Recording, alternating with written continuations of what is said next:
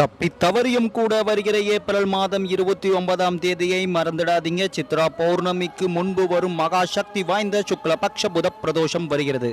அப்படி வரும் அந்த குறிப்பிட்ட நேரத்தில் என்ன செய்யலாம்? அந்த நாளில் இதை மட்டும் செய்தால் போதும். நீங்கள் சிவன் பிரியராக இருந்தால் ஓம் நம சிவாய என கமெண்ட் செய்து நம்ம சேனலை சப்ஸ்கிரைப் செய்து கொள்ளுங்கள். உங்கள் நண்பர்களுக்கும் ஷேர் செய்யுங்கள். வருகிற புதன்கிழமை அன்று பிரதோஷம் வருகிறது.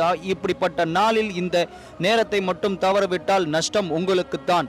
அன்று நீங்கள் சிவனிடம் இதை செய்தால் சிவபெருமான் என்றும் உங்களுடனே இருப்பார். பிரதோஷ நேரமான மாலை 4 மணி முதல் 6 மணி வரை அருகாமையில் இருக்கும் சிவனாலயம் சென்று நந்தி பகவானுக்கு நடக்கும் அபிஷேகத்தில் கலந்து கொண்ட பின்பு நந்தியின் தலைப்பகுதியான கொம்பில் இருந்து சிவபெருமானை தரிசனம் செய்து ஓம் நம சிவாய என்னும் பிரணவ மந்திரத்தை 108 முறை சொல்லி வணங்கினால் எப்பேற்பட்ட தடைப்பட்ட காரியங்களும் நல்ல முறையில் தொடங்கும். நீங்கள் எடுத்து வைத்த காரியம் மெல்ல மெல்ல நல்ல நிலைமைக்கு கொண்டு வருவார் சிவபெருமான். ஒரு முறை முயற்சி செய்து பாருங்கள். உங்கள் வாழ்வில் நல்ல மாற்றங்கள் நடந்தே தீரும். என்றும் சிவன் அருள் உங்களுடனே இருக்கும். ஓம் சிவாய நமக.